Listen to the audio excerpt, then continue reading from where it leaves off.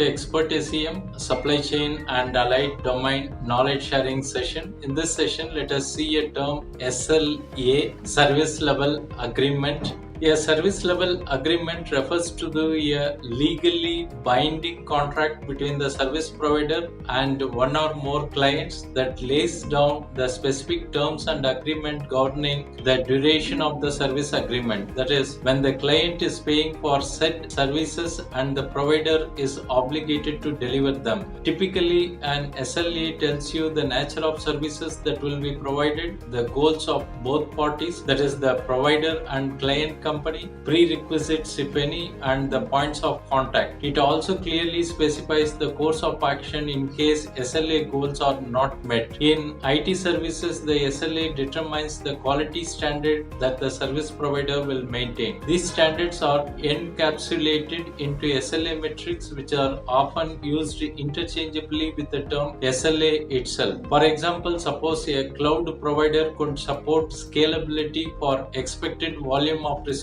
but could not meet the uptime demand. In that case, it is standard industry parlance to say that they met one SLA but breached another. In reality, an SLA is a comprehensive document that details all the performance standards expected from service provider, among other things. In everyday conversation, IT service provider are said to meet or breach multiple SLAs. Apart from this distinction between SLA and SLAs, a service level agreement is a key contractual document that defines client-vendor relationship in business world. For example, SLA for Google Workspace by Google. Google has a concise SLA document available to all its Google Workspace clients. To begin with, it specifies nature of services, the expected uptime, and recourse in case the company fails to satisfy the terms of agreement. It is also a good example of how new or sensitive services can be highlighted in your SLA. Google has chosen to specify that Google Voice will be operational within 2 working days. Thanks for watching. Bye.